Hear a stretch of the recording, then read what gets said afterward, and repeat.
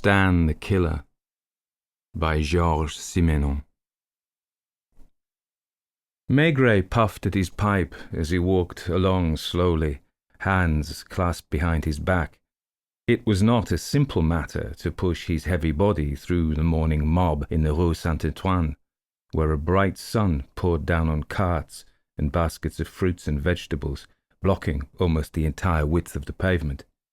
It was marketing time, the time for feeling artichokes and tasting cherries, the time for scallops and chops to take turns in the scales. Salesmen in white aprons, butchers in fine checks, the smell of cheese here and the whiff of roasting coffee there, the ping of cash registers and the distrustful glances of housewives. And in the midst of it all, the slow, heavy progress of Maigret on one of his most tormenting cases. Across from the Rue de Birague, there's a little café with 3 tables in front of it called the Barrel of Burgundy. There Maigret settled himself like any other weary passer-by. He did not even look up at the tall, thin waiter who came for his order. "Small white Macon," he muttered. And who was to guess that this occasionally inept new waiter at the Barrel of Burgundy was otherwise known as Detective Janvier? The waiter returned with the wine precariously balanced on a tray. He wiped the table with a questionable cloth, and was even so clumsy as to drop a scrap of paper on the floor. Maigret picked it up as he left and read. "The woman's gone out marketing. No sign of One Eye. The Beard left early. The 3 others must still be in the hotel." At 10 in the morning, the crowd was getting even worse. Next to the Barrel, a grocer's shop was having a sale, and barkers kept entreating the passers-by to sample biscuits, cake, country cheeses. At the corner of the Rue de Birague, you could see the sign of a dingy hotel. Rooms by the month, week, or day. Payment in advance. With doubtless intentional irony, this rat trap had chosen to call itself the Beau Séjour. Maigret sipped at his light, dry white wine and stared apparently aimlessly at the teeming crowd in the spring sun, but his gaze soon settled on a window in the first floor of a house in the Rue de Birague, opposite the hotel. At that window, a little old man sat by a canary's cage, and seemed to have no interest in life but to bask in the sun for as long as the Lord should deign to leave him alive. And this old gentleman, who took no notice of Maigret, was Sergeant Lucas, aged some 20 years. All this constituted a state of siege, which is more commonly known to the police as a stakeout. It had lasted 6 days, and at least twice a day the inspector came around for the latest news. At night his men were relieved by a patrolman who was actually a detective from the judiciary police, and a wench who contrived to walk the streets without ever picking up a customer. The crowd shoved by so close to the tiny terrace of the Barrel of Burgundy that Maigret found himself constantly obliged to pull his legs back under his chair. And now, as he did so once more, he suddenly realized that a man had sat down, unnoticed, at the same table. He was a little man, with red hair and sad eyes, whose mournful face had something of the clown about it. "You again," the inspector grunted. "I beg you to forgive me, Monsieur Maigret, but I am certain that you will eventually accept the proposition which," he broke off to say to the waiterly Janvier, "the same as my friend." He had an extremely marked Eastern European accent. He presumably suffered from throat trouble, and constantly chewed at a cigar-shaped object impregnated with creosote. "You're getting on my nerves," Maigret burst out. "Will you kindly tell me how you knew I'd come here this morning?" "I did not know." "Then why are you here? Are you going to try to convince me that this is an accidental meeting?" "No." The little man's yellow eyes gazed around him, staring into emptiness. He spoke in a sad voice, unvarying in pitch as though perpetually offering condolences. "You are not nice to me, Monsieur Maigret." "That isn't answering my question. How do you happen to be here this morning?" "I've followed you. From headquarters. Long before that, from your home." "So you admit you're spying on me?" "I am not spying on you, Monsieur Maigret. I have far too much respect and admiration for you. I have already stated to you that I shall one day be your collaborator." And he sighed nostalgically, contemplating the artificial ash of painted wood which tipped his creosote cigar. There'd been nothing about it in any of the newspapers save one, and that one, which had got the tip from the Lord knows where, uniquely complicated the inspector's task. The police have reason to believe that Stan the Killer's gang of bandits are at this moment in Paris. It was true enough, but silence would have been more helpful. In 4 years, a gang of unknown foreign nationals had attacked 5 farms, always in the north of France, always with the same methods. In each case, it was an isolated farm run by elderly people. The crime invariably took place the night of a market day, and the chosen victims were always those who had sold a good number of fowls and animals and had a large sum of cash in hand. Nothing scientific about the procedure. Brutal attack, as in the days of the highway robbers. Absolute contempt for human life. These bandits killed every human being they found on the farm, even down to the children. It was the one way of making sure they could never be identified. Were there 2 of them, or 5, or 8? In every case, neighbours had noticed a small truck. One 12-year-old claimed he had seen a one-eyed man. Some asserted that the killers wore black masks. Whatever the facts, one thing was certain. Every inhabitant of each farm had had his throat sliced. This was no business of the Paris police. This was up to the mobile units in the provinces, who worked on it for 2 years without remotely clarifying the mystery, a failure which did not reassure the countryside. Then a report came in from Lille, from a colony of Polish miners.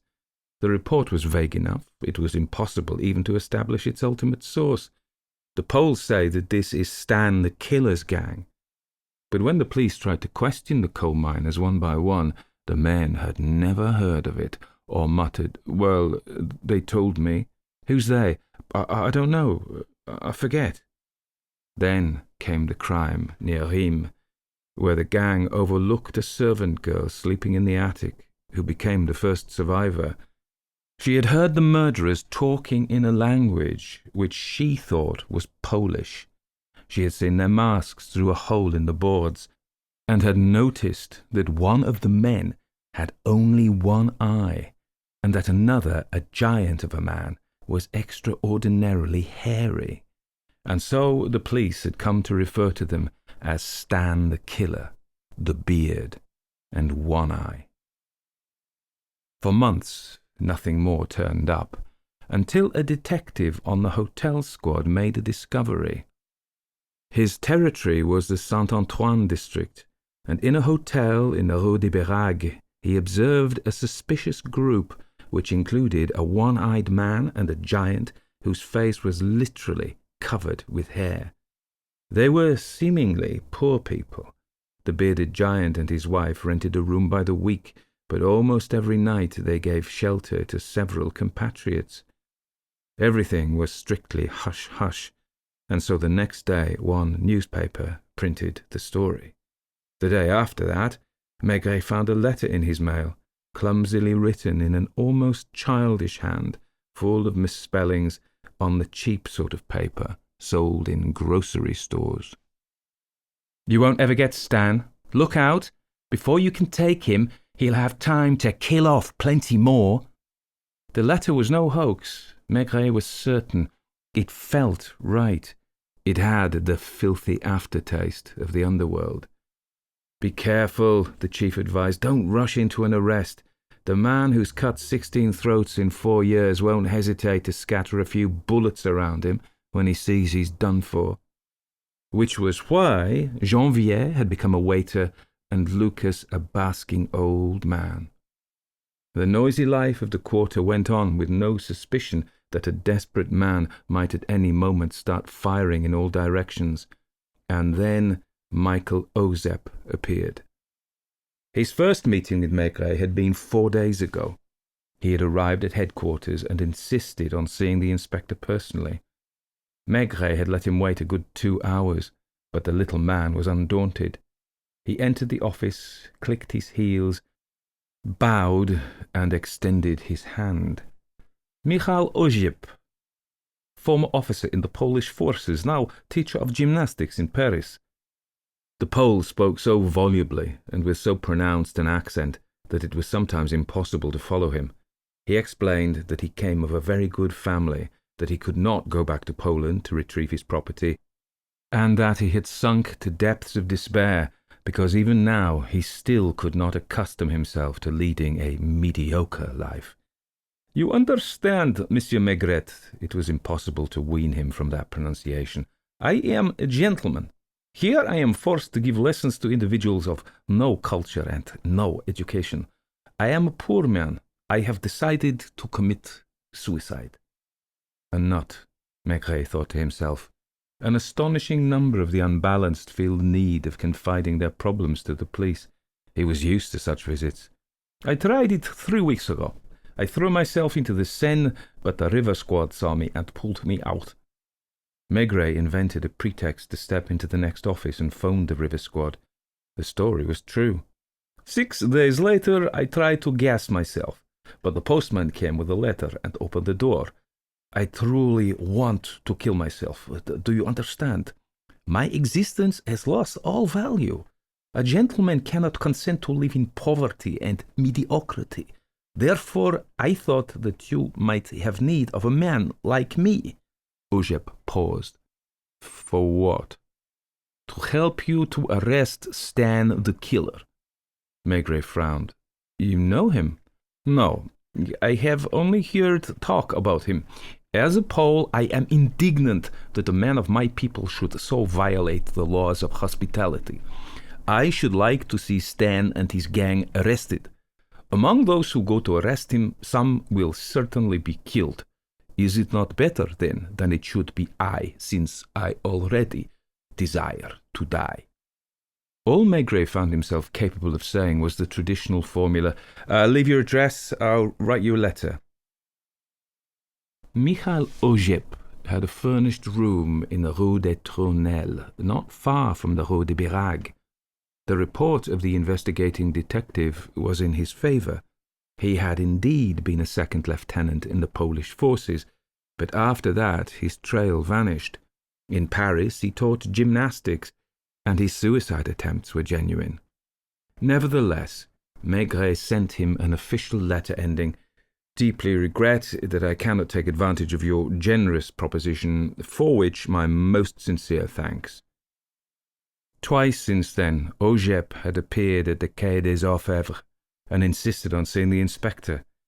The second time he had even refused to leave, claiming that he could wait as long as he was obliged to. And now Ozep sat there at Maigret's table in front of the Barrel of Burgundy. "I wish to prove to you, Monsieur Maigret, that I am of some use and that you can accept my services. I have been following you for 3 days, and I am in a position to tell you everything that you have done during that time.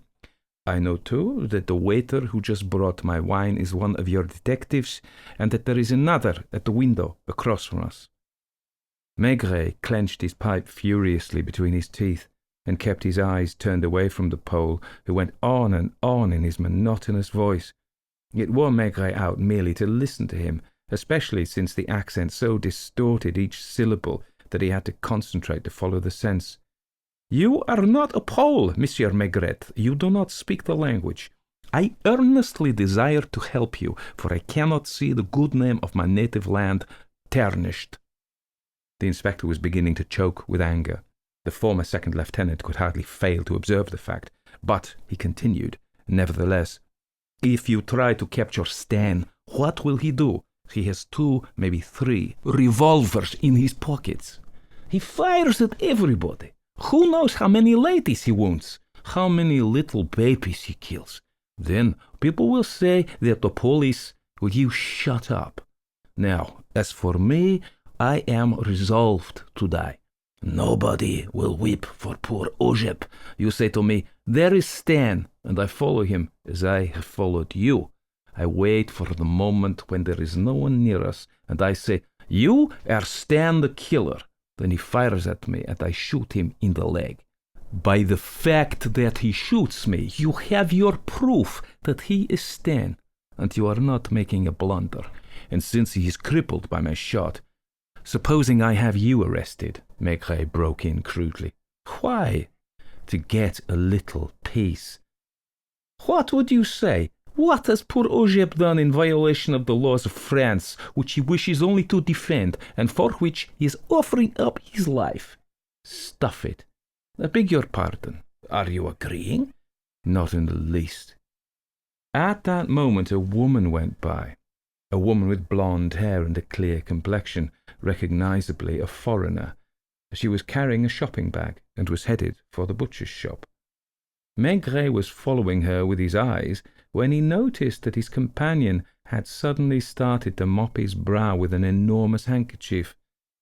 "That is the mistress of Stan, is it not?" Ozep asked. "Will you be quiet? You have convinced yourself that this is the mistress of Stan, but you do not know which one is Stan. You think it is the one with the beard. Now, the bearded one is called Boris, and the man with the one eye is Sasha. He is not a Pole, he is Russian-born. If you should investigate them yourself, you will learn nothing." No housewife shopping in the confusion of the Rue Saint-Antoine could suspect the subjects being discussed on the tiny terrace of the Barrel of Burgundy. The blonde foreigner was buying chops at a nearby butcher's stall. In her eyes there was something of that same lassitude that lay in the eyes of Ozep. "Perhaps you fear you may be called to account if I am killed. In the first place, I have no family. In the second place, I have written a letter in which I state that I alone and purely of my own volition have sought this death." Poor Janvier stood on the threshold, trying to think of a way of telling Maigret that there was a telephone message for him. Maigret noticed the ambiguous pantomime, but went on watching the Pole and puffing forth little clouds of pipe smoke. "Listen, Ozep." "Yes, Monsieur Maigret." "If you're seen again anywhere around the Rue Saint-Antoine, I'll have you arrested." "You are refusing this offer which I—" "Get out, or I'll arrest you here and now." The little man rose, clicked his heels, bowed almost double, and executed a dignified retreat. Maigret had noticed one of his detectives nearby. Now he signalled the man to follow the peculiar teacher of gymnastics. At last, Janvier could deliver his message. "Lucas just phoned. He spotted that they have guns in the room. 5 Poles slept in the next room last night, leaving the door open between them. Some of them had to sleep on the floor." "Who the devil was that character you were talking to?" "No one. How much?" Janvier slipped back into character, pointing at Ozep's glass. "You're paying Monsieur's bill?" Maigret took a taxi to headquarters. At the door of his office he found the detective who had set out after Ozep. "You lost him," he roared. "Aren't you ashamed of yourself? I give you the most childish job of shadowing, and you—" "I didn't lose him," the detective murmured humbly. "Where is he?" "Here." "You pulled him in?" He pulled me." For Ozep had indeed headed directly for headquarters, where he had placidly installed himself and his sandwich in the waiting room, after announcing that he had an appointment with Inspector Maigret. There's no kudos in paperwork, but there may be the solution of a case. Unwillingly, irritatedly, Maigret was adding up in one report in his own large handwriting the various information obtained in 2 weeks' siege of the gang. When he set down the facts in order, he could see even more easily how very little they had learned. They did not even know precisely how many individuals belonged to the gang. The earlier reports from the people who had seen or thought they had seen the bandits near the time of the attacks stated that there were 4 of them, sometimes 5. It was probable that they had other accomplices who cased the farms and markets beforehand. That brought the number to 6 or 7, which seemed to correspond roughly with the number who hung around the nucleus in the Rue de Birague. There were only 3 regular tenants, all of whose papers seemed to be in order. Boris Saft, the one the police called the Beard, who seemed to live as man and wife with the pale blonde. Olga Cherevsky, 28, born in Vilno. Sasha Vorontsov, known as the One-Eye. Boris the Beard and Olga occupied one room, Sasha One-Eye the next. The door between was always left open. The young woman did the shopping every morning and cooked the meals on a gas stove. The Beard rarely went out, but spent most of his days stretched on the iron bedstead, reading Polish-language newspapers, which he had one of the gang buy for him at the newspaper kiosks at the Place de la Bastille. Once the errand boy brought back an American fact detective magazine in addition to the other newspapers. They all read that. One-Eye went out often, always followed by one of Maigret's detectives, a fact of which he was probably aware, since he never did more than take long walks through Paris, stopping in many bars, but never speaking to a soul. As for the rest, they were what Lucas called the floating population. People came and went, always the same lot, 4 or 5 of them. Olga fed them, and sometimes they slept on the floor overnight. There was nothing odd about this. It happens in many hotels with poor clientele. Exiles who get together to rent a room and then put up any of their compatriots they come across. On the floating population, Maigret had a few notes. The chemist, so called because he had tried to obtain a job at a chemical plant. His clothes were badly worn, but rather well cut. For hours he would wander around the streets of Paris like a man looking for any way to earn a little money, and once, for a whole day, he was employed as a sandwich man.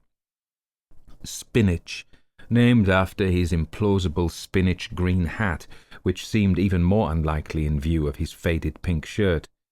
Spinach went out, particularly in the evenings, when he picked up tips opening car doors in front of the Montmartre bars. Puffy, a fat, wheezy little man, better dressed than the others. And there were 2 others who visited the hotel less regularly. It was hard to say if they belonged to the gang.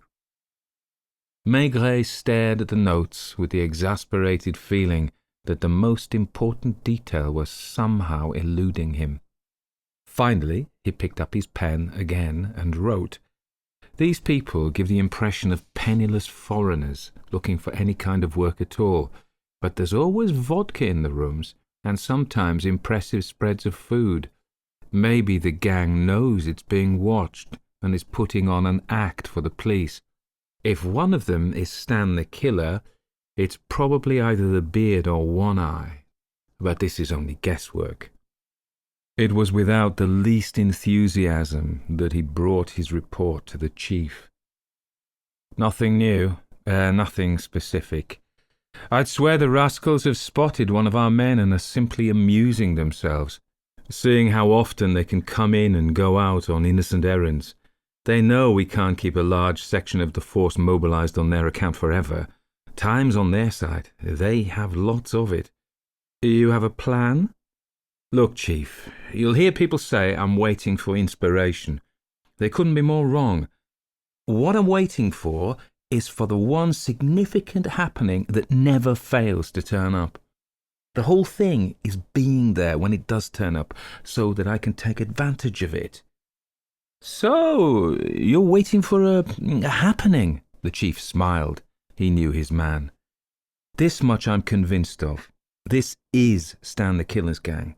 Because of that fool reporter who keeps hanging round here, they're on their guard. Now, what I want to know is, why did Stan write to me? Perhaps out of sheer bravado. These killers have their pride, you might almost say professional pride. But which of them is Stan? And why that nickname? It's more American than Polish. You know how I take my time before I reach any conclusions? Well, it's beginning to come. The last 2 or 3 days I've begun to get the feel of the psychology of these boys. Very different from French murderers. They need money, not to have a fling in the night spots or to clear out of the country, but just simply to live their own lives, which for them means doing nothing, eating, drinking, sleeping, spending their days stretched out on a bed, smoking cigarettes, gossiping, and killing bottles of vodka. The way I see it, after their first crime, they lived like this until the money ran out. Then they got ready for another job. Whenever the funds are low, they start again, coldly, without remorse, without a trace of pity for the old people whose throats they cut, and whose life savings they eat up in a few weeks or months. And now that I've got the feel of it, I'm waiting. The happening may even be here already. Where? In the waiting room. The little man who calls me Maigret and who wants to help in the arrest even if it costs him his skin. He claims it's just another method of suicide. A crackpot. Could be. Or an accomplice of Stan's who's using this method of keeping in touch with what we're doing. Maigret emptied his pipe by tapping it gently on the window ledge so that the ashes fell somewhere on the Quai des Orfèvres, perhaps on the hat of a passer-by. He bothers me, that little man, he added. I've seen his face somewhere. It's not in our files, but I've seen it. And I've seen the girl, too, the blonde. She's worth remembering. The chief leaned forward. We've been going on the assumption that the blonde is Stan's mistress. You associate her and the little man. You see the possible implication. That my little man is Stan himself. Could be. Are you going to accept this man's offer? I think so. The inspector headed for the door. He felt he'd said enough. You'll see, Chief. I'll be amazed if we still need the stakeout by the end of this week. And it was Thursday afternoon now. Sit down. Doesn't it get on your nerves to suck at that filthy creosote cigar all day? No, Monsieur Maigret. That Maigret of yours is beginning to get me. However, let's get down to business. Now, tell me, are you still set on dying? Yes, Monsieur Maigret. And if I told you to go up to One Eye and fire a bullet into his leg, you'd do it? Yes, Monsieur Maigret, but you would first have to give me a revolver. I am a poor man, and... Now, suppose I tell you to go to the Beard or One Eye and say you have important information, that the police are coming to arrest them. Gladly, Monsieur Maigret, I shall wait until One Eye passes by in the street, and then I shall perform my commission. The lowering gaze of the inspector had no effect on the little Pole. Rarely had Maigret seen a man who combined such self-assurance with such utter serenity. Michael Ozep spoke of killing himself or of visiting the Polish gang as simply, as naturally, as he might refer to brushing his teeth. You've never met either of them? No, Monsieur Maigret. All right, I'm going to give you the job, and if there's any trouble, it's on your head. Maigret lowered his eyelids to conceal his too sharp interest in the other's reaction. In a minute, we'll go together to the Rue Saint-Antoine. I'll wait for you outside. You'll go up to the room, picking a time when the woman is there alone. You'll tell her you're a fellow Pole, and you happen by chance to learn that the police are raiding the hotel tonight. Ozep said nothing. You understand? Yes. It's all set? I must confess something to you, Monsieur Maigret. You're turning yellow. Yellow? I do not understand. Ah, yes. No, I am not turning yellow, but I should prefer to arrange the matter in a different way. I am a timid man with the ladies, and the ladies are intelligent, far more intelligent than we men. Therefore, she will see that I am lying, and because I know that she will see that I am lying, I shall blush, and when I blush... Maigret sat motionless, absorbing this unlikely explanation. I should prefer to talk to a man, to the one with the beard, if you like, or the one you call One-Eye, or anyone at all. A ray of sunlight pierced slantwise through the office and lit full on Maigret's face. He seemed to be dozing, like a man whose injudiciously heavy lunch obliges him to take a siesta. "It is exactly the same thing, Monsieur Maigret." But Monsieur Maigret did not answer. The only sign that he was still alive was the slim blue spiral which rose from his pipe. "I am desolated. You demand precisely the one thing which—" "Forget it." "I beg your pardon?" "I said, forget it." "Where did you know the woman, Olga Cherevsky?" "I? Answer me." "I do not understand what you mean." "Answer me." "I do not know this woman. If I knew her, I would tell you so." "Where did you know her?" "I swear to you, Monsieur Maigret, that—" "Where did you know her?" "Why have you suddenly stopped being nice to me? You talk to me so brutally. To me, who came here to place myself at your disposal to prevent Frenchmen from being murdered by a compatriot. Cut the talk." "Monsieur, please ask me anything else to throw myself under a subway train." "I'm asking you to go and see the woman and tell her that we'll make a raid tonight. And if I refuse, then you had better see to it that I never lay eyes on you again." "Are you really going to arrest the gang tonight?" "Probably." "At what time will you make the raid?" "Let's say 1 in the morning." "I am going." "Where?" "To find the woman." "Just a minute. We're going together." "It is better that I go alone. If one of them sees us, he will understand that I am assisting the police." The Pole had hardly left the office, of course, before the inspector had set a detective at his heels, and without losing a moment, Maigret hurried downstairs and leaped into a taxi. "Corner of the Rue de Berague and Rue Saint-Antoine as fast as you can make it." It was a radiant afternoon. Striped awnings lent a note of colour to the shops. In their shadows, dogs sprawled and napped, and all life seemed to run in slow motion. One felt that even the buses had a hard time making headway in the hot, heavy air. Their wheels left tracks in the heated asphalt. Maigret sprang out of the taxi into the house on the corner. On the second floor, he opened a door without bothering to knock, and found Lucas sitting at the window, still in the role of a quiet and curious elderly gentleman. The room was shabby but clean. On the table lay the remains of a cold meal that Lucas had had sent up from a delicatessen. "Anything new, Inspector? Anybody at home across the way?" The room had been chosen for its strategic position. You could see straight into the 2 rooms of the Hotel Beau Séjour which the Poles occupied. In this heat, all the windows of another adjoining room were unshuttered and open, revealing a young girl scantily clad asleep on a bed. "Well, well, Lucas, looks like you don't find your job too boring." A pair of field glasses on a chair gave evidence that Lucas attended to his work conscientiously and missed no detail, however slight. "At the moment," said the sergeant, "there are 2 of them in the rooms, but there'll be only 1 in a minute.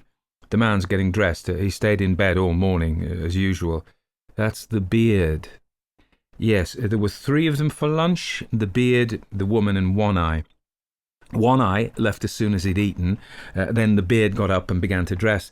Well, he's just put on a clean shirt. That doesn't happen very often."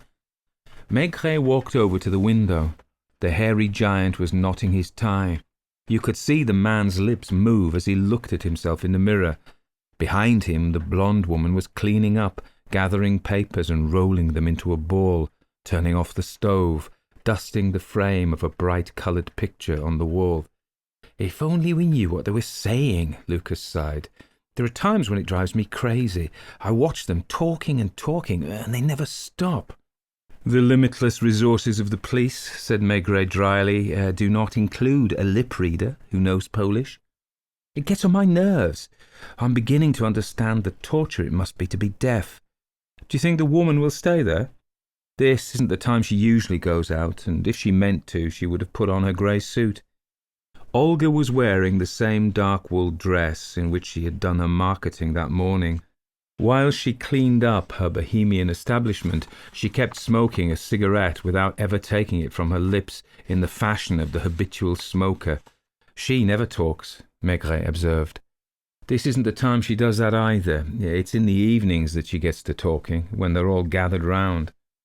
Or a few times when she's alone with the one I call Spinach, which doesn't happen very often. Either I'm badly mistaken, or she has a weakness for Spinach. He's the best looking of the lot. It was a strange experience to be in an unknown room like this, to look into the lives of people and come to know their smallest gestures. You're getting as snoopy as a concierge, Lucas. That's what I'm here for, isn't it? I can even tell you that the little girl over there, the one who's sleeping so soundly, was making love last night until 3 a.m. with a young man in a dinner jacket who left at dawn, undoubtedly so he could get into his family's house unnoticed. Hold on! Oh, now the beard's leaving. Just look at him. He's practically elegant. Not so bad, but he looks more like a foreign wrestler than a man of the world. Well, let's say a wrestler who's doing good business, Maigret conceded. No goodbye kiss across the way. The man simply disappeared from view, and a minute later he emerged on the pavement and set off towards the Place de la Bastille. Darai will pick him up, Lucas announced, sitting there like a huge spider at the centre of his web. But he knows he's being followed. He won't do anything but walk around and maybe stop for a drink somewhere. As for the woman, she had taken a road map out of a drawer and spread it on the table. Ozep couldn't have taken a taxi, Maigret calculated. He must have come by metro, in which case he should arrive at any moment. If he's coming, he corrected himself. He did come. They saw him arrive, hesitate, wander up and down the pavement, while the detective trailing him displayed great interest in a fish stall in the Rue Saint-Antoine. Seen from above like this, the tiny pole seemed even thinner, even more insignificant. Maigret experienced for a moment a pang of remorse. He could hear the poor devil's voice repeating 100 times in involved explanation his famous "Monsieur Maigret." He was hesitating, that was obvious. He seemed even to be afraid, staring around him with a visible anguish. "Do you know what he's looking for?" the inspector asked Lucas. "The little pale fellow? No. Maybe some money to get into the hotel? He's looking for me. He's saying to himself that I must be somewhere around, and if by some miracle I've changed my mind, too late now." Michael Ozep had plunged into the dark hallway of the hotel. They could follow him with their minds. He would be climbing the stairs, reaching the first floor. "He's still stalling," Maigret announced. "The door should have opened before this. Oh, he's on the landing. He's gonna knock. He's knocked. Look." The blonde girl started, shoved the map with an instinctive movement back in the dresser, and went towards the door. For a moment they could see nothing. The two were in the invisible part of the room. Then suddenly the woman appeared. Something about her had changed. Her steps were fast, decisive. She went straight to the window, closed it, then drew the dark curtains.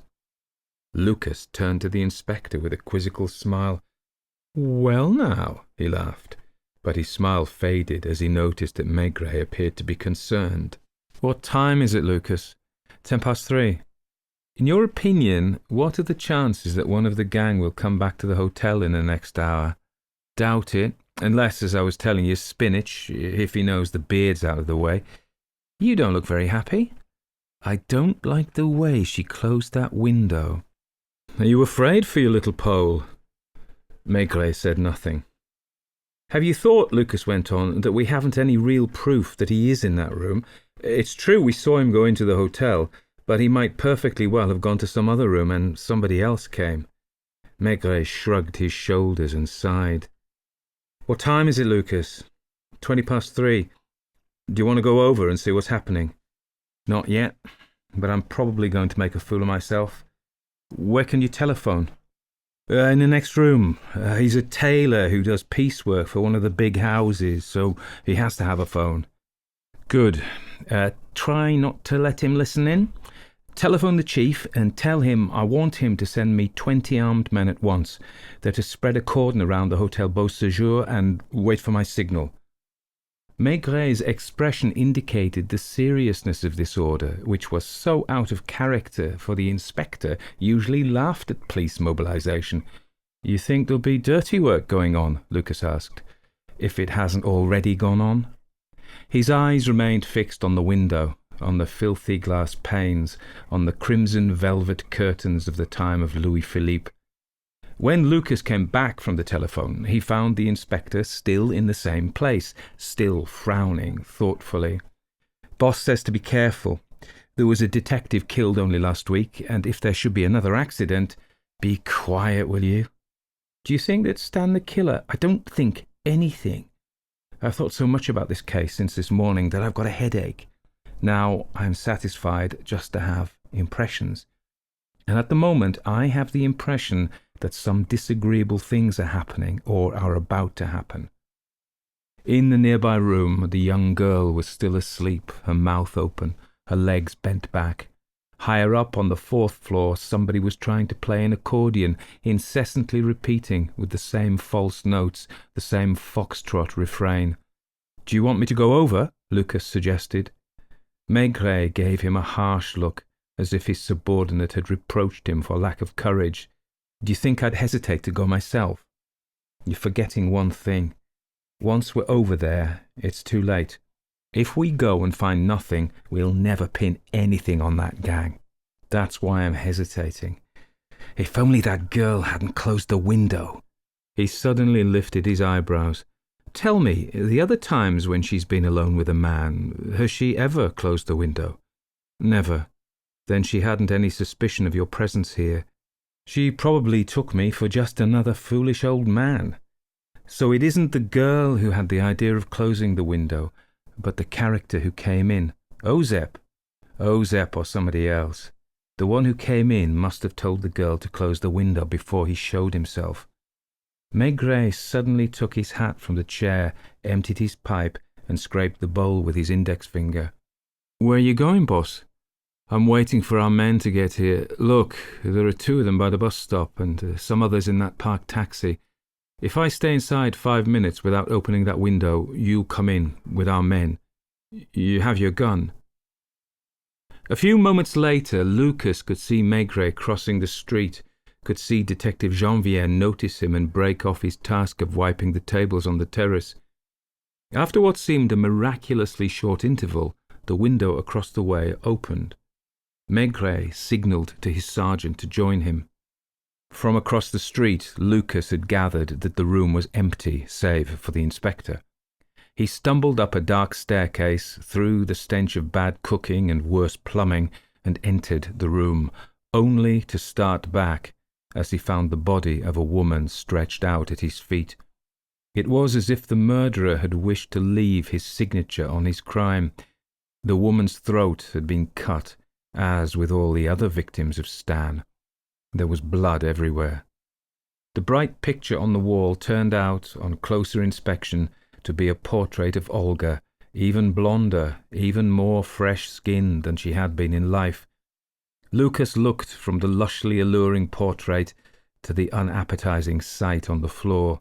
He felt oddly like a drinking man who sees a bottle of fine brandy smashed. "It was your Pole." Maigret shrugged his shoulders, still standing rooted in the middle of the room. "Shall I give his description to our men so they can see that he doesn't leave the hotel? And I'd like to put a man on the roof just in case." "Go ahead." "Shall I call the chief?" "In a minute." It was no easy job to talk with Maigret when he was like this. Lucas tried to put himself in his shoes. Maigret himself had said he'd made a fool of himself, but this was worse than looking foolish. He had mobilized a large body of police when it was too late, when the crime had already been committed under Maigret's very eyes, almost with his consent, since he'd been the one who had sent Ozep into the Hotel Beau Séjour. "And if any of the gang come back, shall I arrest them?" Maigret nodded indifferently. and at last Lucas went out. "Where's Maigret?" the chief demanded of Lucas before he was halfway out of his car.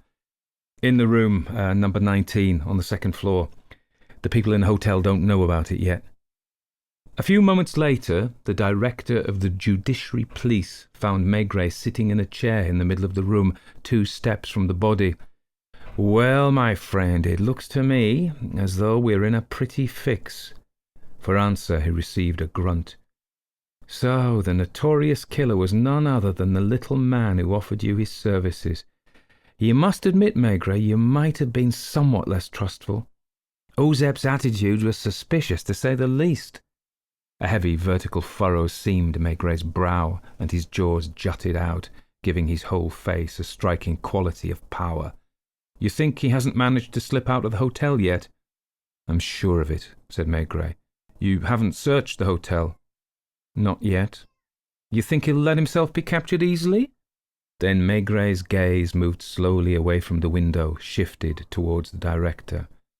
"If I'm wrong, the man will try to kill as many people as he can before he's arrested. But if I'm not wrong, things will take care of themselves." "I don't understand." "I'll tell you again, Chief. I can be wrong. Anybody can be wrong. In that case, I beg your pardon, because there's going to be trouble. There's something in this case that doesn't fit. I can feel it. If Ozep was Stan, there was no reason why—" His voice trailed off. "You're staying here, Maigret?" "Pending further instructions, yes." "Then I'll go and see what our men are doing outside." They had arrested Spinach when, as Lucas had foreseen, he had come to pay his call on the young woman. When they told him that Olga had been killed, he turned pale, but he showed no reaction when they spoke of Ozep. A half-hour later, it was One Eye's turn to come home and be arrested on the threshold. He submitted impassively, but when they told him of the woman's death, he tried to break free from his handcuffs and leap upstairs. "Who did it?" he shouted. "Who killed her? One of you, wasn't it?" "It was Ozep, alias Stan the Killer." The man quieted down as if by magic. He frowned as he repeated, "Ozep. You aren't going to tell us you didn't know your boss's real name?" It was the chief in person who conducted this hasty questioning in a corridor, and he had the impression that a faint smile crossed the prisoner's lips. Then came another of the gang, the one they called the chemist. He simply answered all questions with an air of absolute confusion, as if he had never heard of the woman, nor of Ozep, nor of Stan. Maigret was still upstairs with the dead woman, hunting for the key that would at last enable him to understand what had happened. "All right," he murmured when Lucas told him of the arrest of the beard, who had begun by raging like a fiend and ended by bawling like a calf. Suddenly he raised his head. "Do you notice something, Lucas? That's 4 of them they've arrested, and not one of them's put up any real resistance. Whereas a man like Stan—" "But since Stan is Ozep, have you found him?" "Not yet. We had to let all the accomplices come home before we turned the hotel upside down. Now that we have almost all of them, the big boss is laying siege. Our men are downstairs and are going to go through everything. Listen, Lucas." The sergeant had been about to leave. He paused, feeling for Maigret something akin to pity. "One Eye is not Stan. Spinach is not Stan. The beard is not Stan. But I'm convinced that Stan lived in this hotel and was the focus around which the others gathered." Lucas said nothing. Let the inspector have his monomania. If Ozep was Stan, he had no reason to come here to kill an accomplice. If he was not Stan— Suddenly Maigret rose, crossed to the wall and pulled down the brightly coloured picture of Olga. He tore away the tape that framed it, revealing lines of lettering above and below the face. He handed it to Lucas. The sergeant knew enough English to make out both the line above, "Real-life detective cases," and the lines below, "The pretty Pole and the terror of Terre Haute." Maigret was smiling now. "Vanity," he said. "They can't ever resist it. They had to buy the magazine when they saw it on the bookstores. and she had to frame the picture. I knew I'd seen her face before. I do remember the case roughly. I kept some cuttings on it, very similar to ours.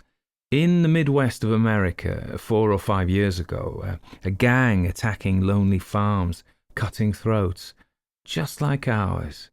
And they had a woman leader. The American press took great pleasure in describing her atrocities. Then Stan was Olga, almost certainly. I'll be positive in an hour, now that I know what to look for in the office. You coming with me, Lucas? But Ozep, Lucas asked, as they settled back in the cab. It's Ozep I especially want to look up. That is, I'm hoping I'll find something about him. If he killed this woman, he must have had a motive. Listen, Lucas, when I wanted to send him to the others, he agreed at once. But when I gave him an errand to the woman, he refused, and I was forced to use pressure. In other words, the rest of the gang did not know him, but the woman did. It took a good half hour to find the cuttings. Order was not Maigret's strong point. Read this. Always allowing for the exaggeration of the American press, they like to give the readers their money's worth. The female fiend, the deadly Pole, girl 23, heads murder gang. The press revelled in the exploits of the Polish girl and produced many proofs of her photogenic qualities. At 18, Stephanie Polinskaya was already known to the Warsaw police. Around this time, she met a man who married her and strove to curb her evil instincts. She had a child by him. One day, the man came home from work to find that his wife had vanished, taking everything of value with her. The child's throat had been cut. You know who that man was? Maigret asked. Ozep? Here's his picture, and a good likeness. You understand now. Stephanie, nicknamed Stan, ran wild in America. How she escaped the American prisons I do not know. In any case, she took refuge in France, surrounded herself with a fresh lot of brutes, and took up her old career. Her husband learns from the papers that she's in Paris, that the police are on her trail. Does he want to rescue her once more? I doubt it. I'm rather inclined to think that he wants to make sure that the detestable murderess of his child shall not escape punishment. That's why he offers me his services. He hasn't the guts to work alone. He needs the police to help him. And then, this afternoon, I force his hand. Face to face with his former wife, what can he do? Kill or be killed? She certainly wouldn't hesitate to destroy the only man outside the gang who could testify against her. So he killed. And you want to know what I think? I'm betting that they'll find him somewhere in the hotel, more or less seriously wounded. After muffing 2 attempts at suicide, it would amaze me if he muffed the 3rd. Now, you can go back to the hotel and... No use. It was the chief's voice. Ozep hanged himself in a vacant room on the 5th floor. He made it, Maigret sighed. Poor devil. You're sorry for him? Indeed I am, especially since I'm somewhat responsible for his death. I don't know if it means I'm getting old, but I certainly took long enough to find the solution. What solution? The chief asked suspiciously. The solution to the whole problem, Lucas intervened happily. The inspector has reconstructed the case. That's so, Maigret? It is. You know, I don't think I've ever been so mad at myself in my life. I felt that the solution was there, within reach, that just one little touch, and you all kept buzzing round me like horseflies, telling me about arrests that didn't mean a thing. And then I remembered the American Detective magazine and the woman's face on the cover. Maigret took a deep breath, loaded his pipe, and asked Lucas for matches. The afternoon vigil had used up all his own. What'd you say, Chief? 7 o'clock? Suppose we 3 settle down to a nice glass of beer, provided that Lucas gets rid of his wig and makes himself respectable again.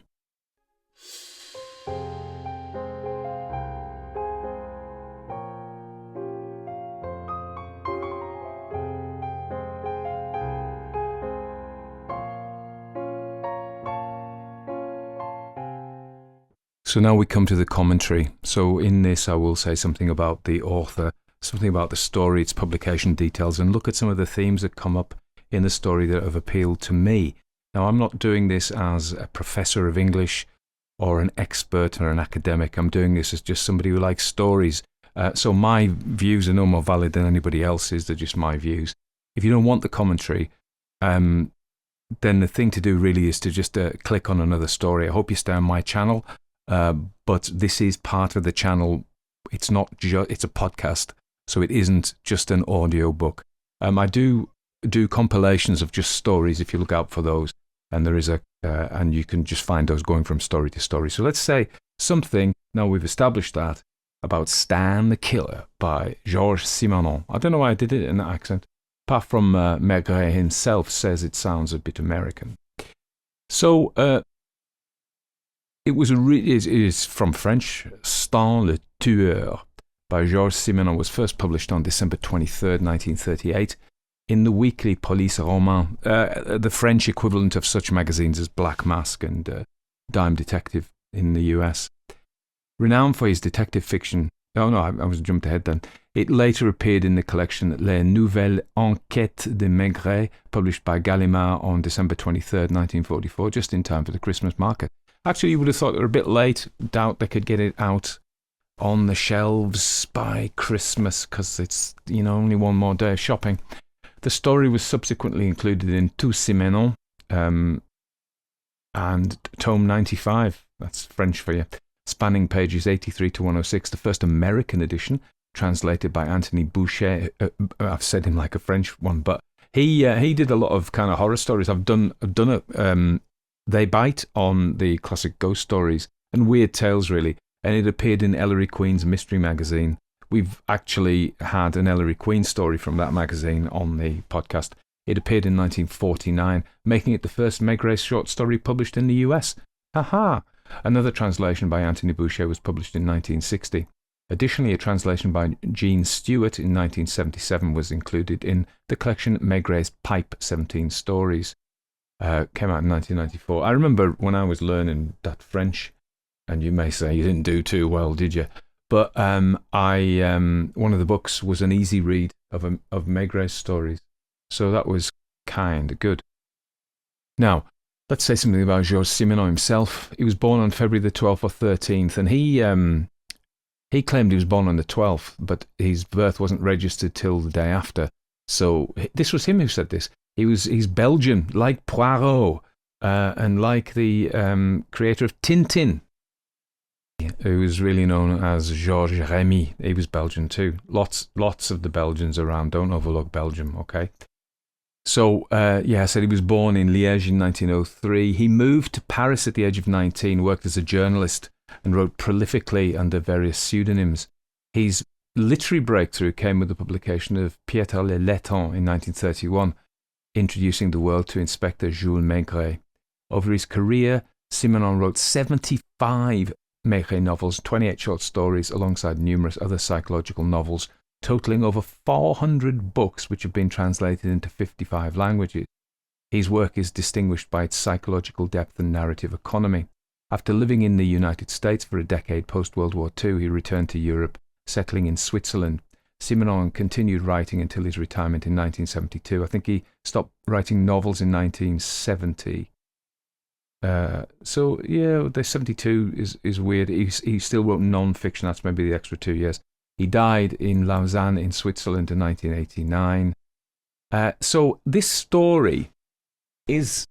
I've been reading a lot of detective stories recently, and there are certain winners, I think.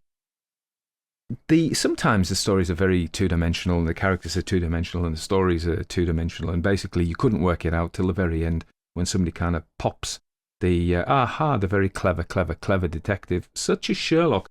Don't get me wrong, I think Sherlock Holmes is great, but there are a number of kind of copycats of Sherlock Holmes that are these intensely intelligent people, and they're superhuman in their deduction.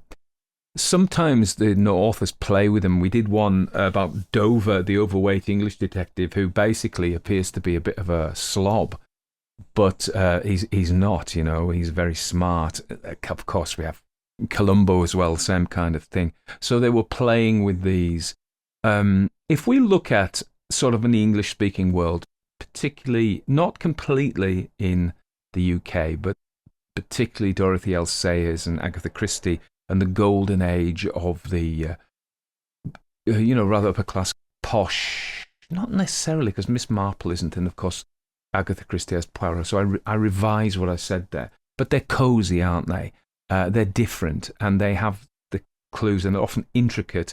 I think I did a quote last week from Raymond Chandler, who was saying, they happen in drawing rooms, and there's lots of dukes around and butlers, and it's always done with.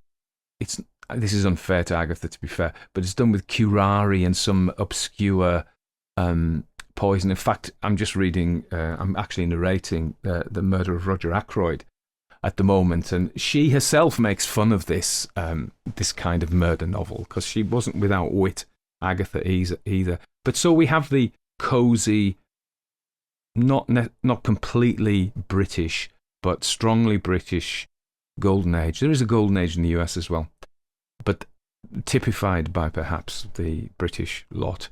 And then we have hard-boiled, very American, the hard-boiled Dashiell Hammett, James M. Cain, Raymond Chandler, these, Sam Spade, etc., Philip Marlowe, living in this morally ambiguous world where the whole world feels like a sewer, and it's usually done because there's nobody nice in any of them. I think that isn't true either, because Chandler particularly has a way of pointing up the vulnerability of a lot of his characters and the inherent softness of them and kindness of them in a very difficult world. And I think Maigret does that as well, or Simenon does that as well. But sort of like Maigret's halfway between cozy and hard-boiled, and possibly slightly closer to hard-boiled, I think.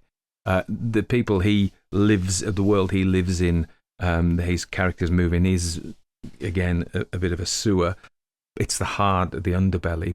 But there are touches of comedy in it as well, and I thought that one of the great things about these stories is the comedy in them. And of course, the Golden Age have a lot of comedy as well.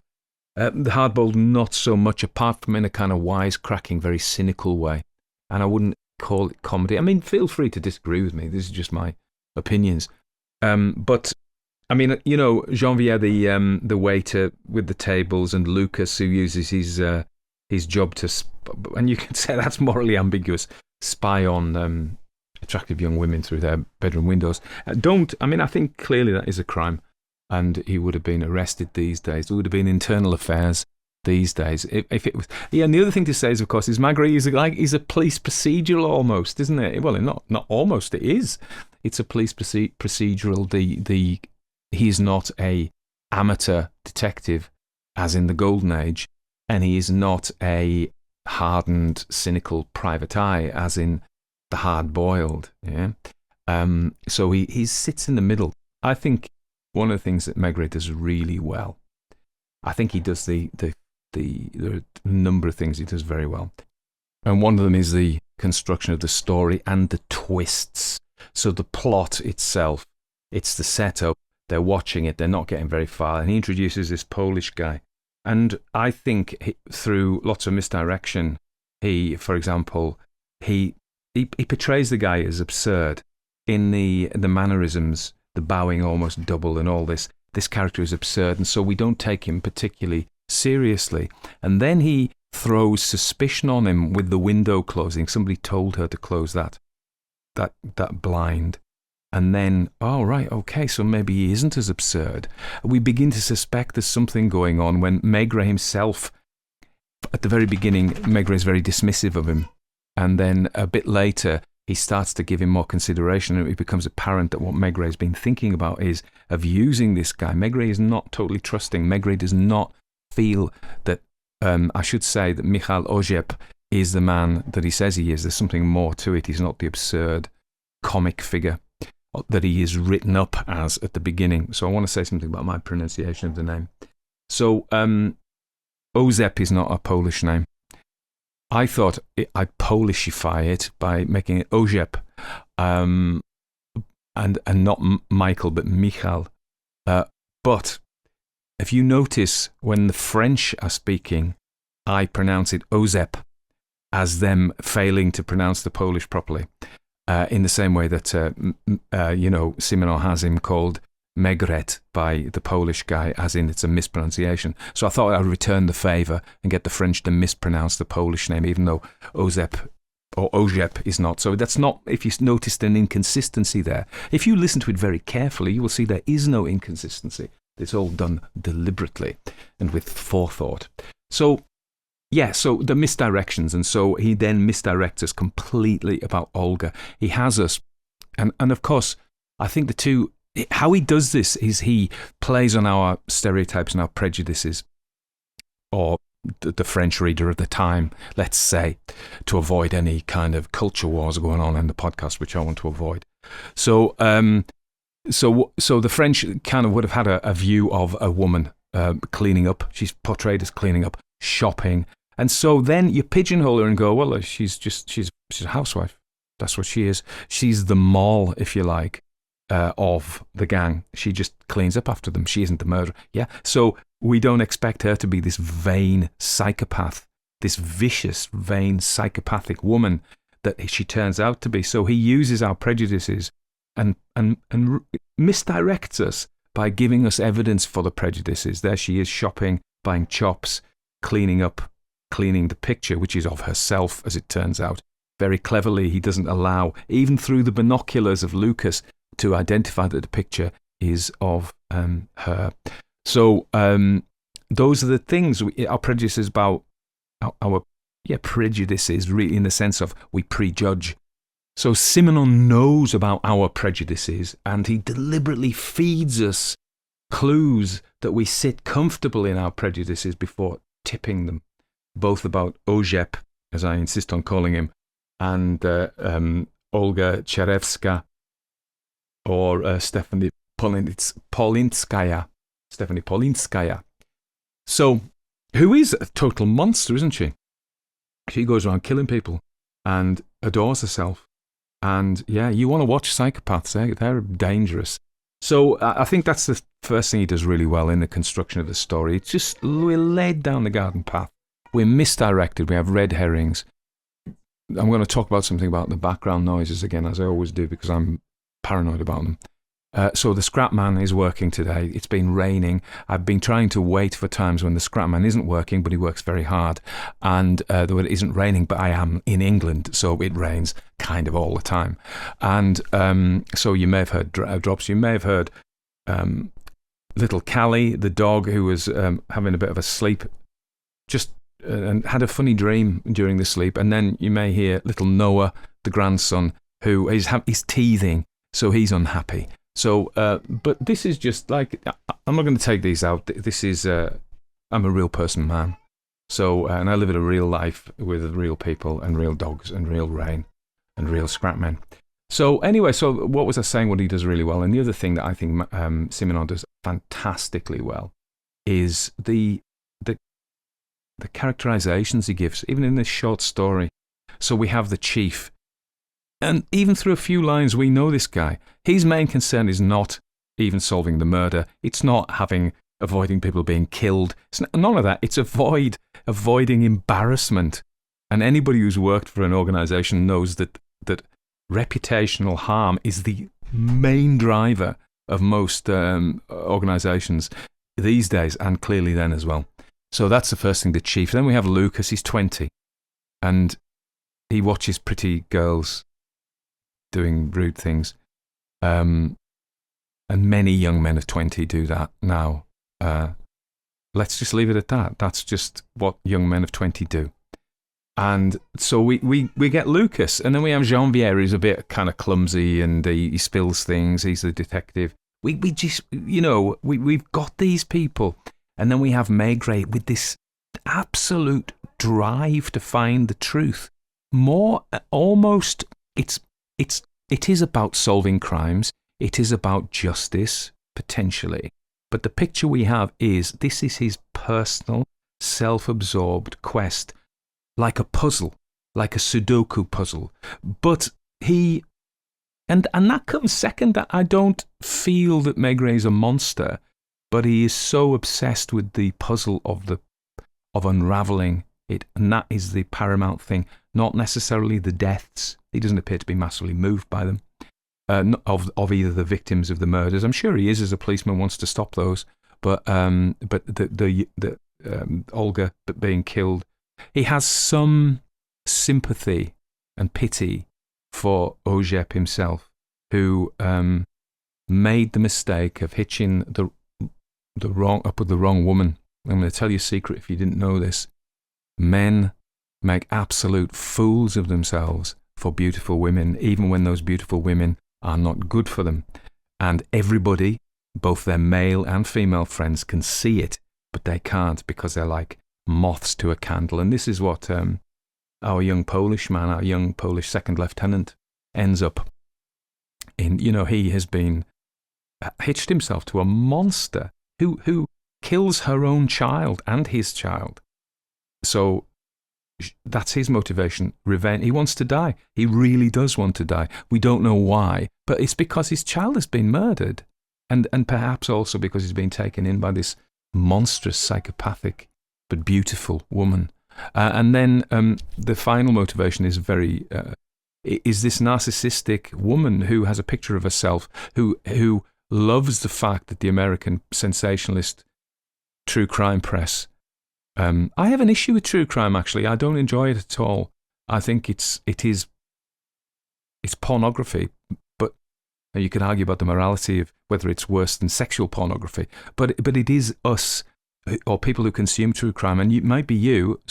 But this is for me. Let me say about me, I find it very uncomfortable. I don't like it. Sheila loves it. I love Sheila, but personally, I have a problem with true crime. But fictional crime, no. Listen, this is just me shooting the breeze, mate. Don't get too upset about things. So there we are, and we even have a picture of her. That's her motivation. So yes, there are absolutely great writers, and Georges Simenon was one of them. And I hope you enjoyed this story. I loved reading it, and people say, there are the final diatribe. It's not a diatribe, the final comment is to say that how do I choose the stories? Well, kind of by title, kind of by author, and whether I like them or not. Okay, not just that though, because there are lots and lots of authors. There are, and you'll know that I think the hard-boiled stuff goes better with an American voice. I have American narrators who can do it very well. I'm happy for them to do that. I will do some of the English stuff. I probably won't do a Lord Peter Wimsey again, because he's too posh for me. I'm just not posh enough. But there are narrators who are, so I may use English. I've got a guy who I will use for that. The other reason, and so people say, well, what about blah blah blah blah blah?